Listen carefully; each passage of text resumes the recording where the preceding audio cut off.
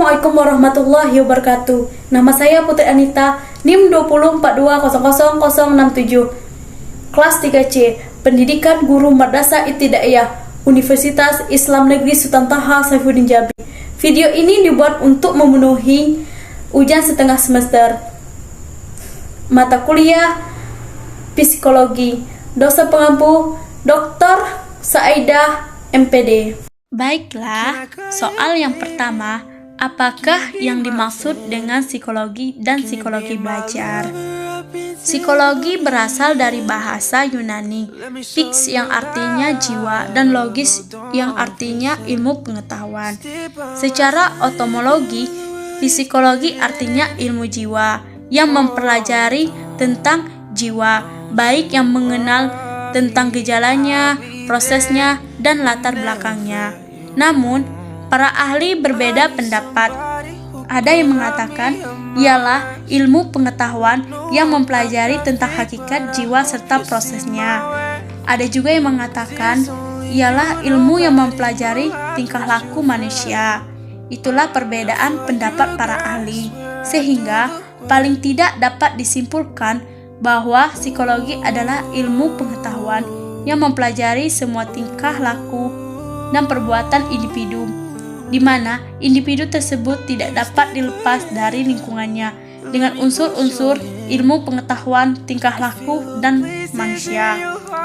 Nah, sedangkan psikologi belajar, ada para ahli mendefinisikan psikologi belajar adalah ilmu pengetahuan yang mempelajari tingkah laku, baik yang terbuka maupun yang tertutup, baik yang berhubungan dengan individu maupun kelompok, dan interaksinya dengan lingkungan. Baiklah, soal yang kedua, apakah manfaat mempelajari psikologi belajar? Metode apa saja yang dapat diterapkan pada psikologi belajar? Manfaat mempelajari psikologi belajar. Banyak manfaat mempelajari psikologi belajar. Bagi seorang guru yang tugas utamanya adalah mengajar, sangat penting memahami psikologi belajar dalam kegiatan pembelajaran. Proses belajar mengajar sangat syarat dengan muatan psikologi. Mengabaikan aspek-aspek psikologi dalam proses pembelajaran akan berakibat kegagalan sehingga tujuan pembelajaran tidak tercapai. Metode apa saja yang dapat diterapkan pada psikologi belajar? Nah, ada 9 metode yang dapat diterapkan pada psikologi belajar. Yang pertama, metode eksperimental. Yang dimaksud dengan eksperimen dalam ilmu psikologi dapat didefinisikan sebagai sebuah pengamatan yang dilakukan dengan teliti terhadap gejala-gejala jiwa yang ditimbulkan secara sengaja. Nah, yang kedua, metode kuesioner. Metode ini merupakan rangkaian dari pertanyaan-pertanyaan yang berkaitan dengan topik-topik pada ilmu psikologi, sosial, maupun pendidikan yang mana ditunjukkan pada sebuah kelompok individu dengan objek agar mendapatkan data-data dengan fokus memperbaiki masalah-masalah tertentu, dan kadang-kadang juga digunakan untuk hal-hal yang bersifat diagnosis ataupun untuk menilai kepribadian. Nah, yang ketiga, metode klinis.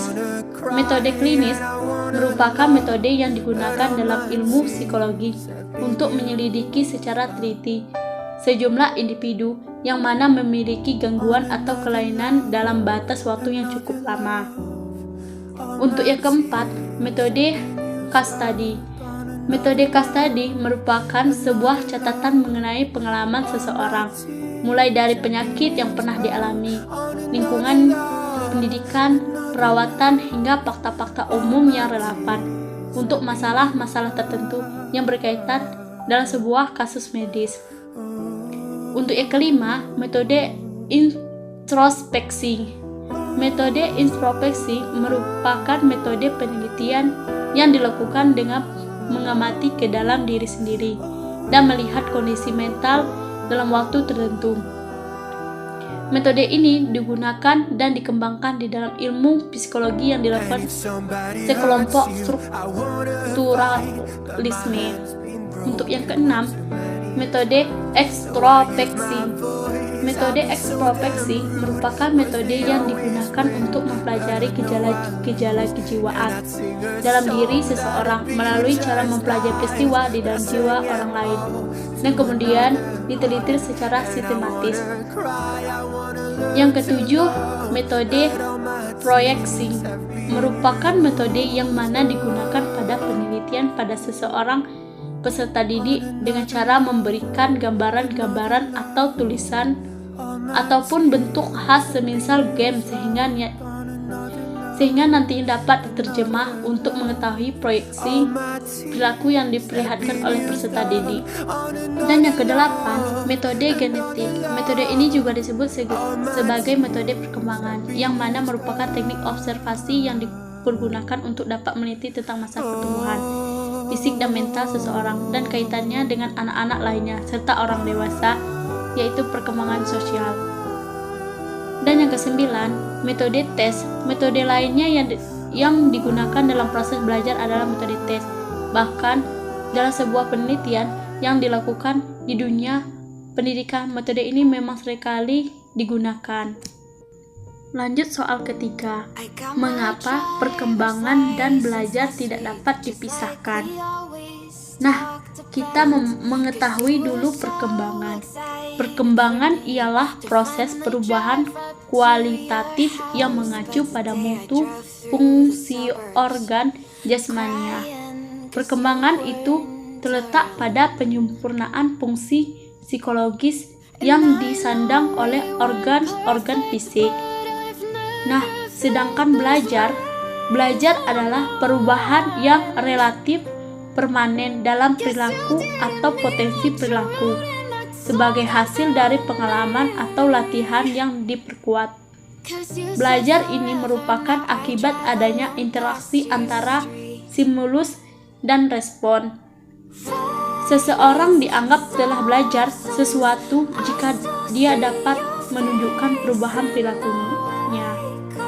Nah, jadi perkembangan dan belajar sangatlah penting, tidak bisa dipisahkan. Karena perkembangan adalah proses, sedangkan belajar adalah pengetahuan. Lanjut soal keempat. Apa pengertian belajar dan ciri-cirinya? Belajar adalah suatu aktivitas di mana terdapat sebuah proses dari tidak tahu menjadi tahu, tidak mengerti menjadi mengerti, tidak bisa menjadi bisa, untuk mencapai hasil yang optimal. Menurut Saiful dan Aswan, belajar adalah perubahan perilaku berkat pengalaman dan latihan. Nah, sedangkan ciri-ciri belajar itu menyatakan jika hakikat belajar adalah perubahan tingkah laku. Ada beberapa ciri-ciri yang kita ketahui. Yang pertama, perubahan yang terjadi secara sadar. Kedua, perubahan dalam belajar bersifat fungsional. Ketiga, perubahan dalam belajar bersifat positif dan aktif.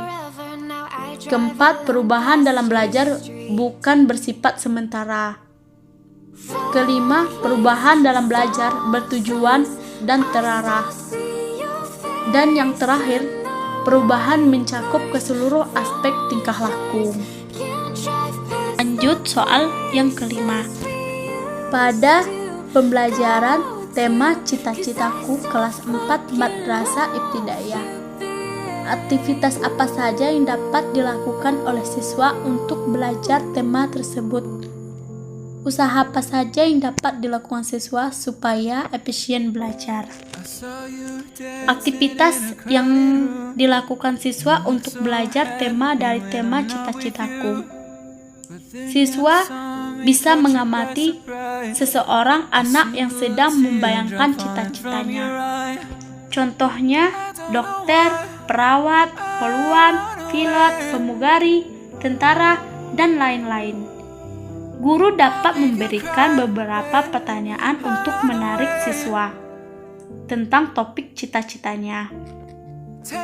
Apakah yang dimaksud dengan cita-cita? Apakah kamu memiliki cita-cita? Apakah cita-citamu? Setelah itu, siswa membuat latihan mengamati dan menulis profesi apa yang ia cita-citakan, dan siswa mencoba mengidentifikasi keahlian-keahlian yang dibutuhkan oleh profesi tersebut sesuai dengan bidang masing-masing.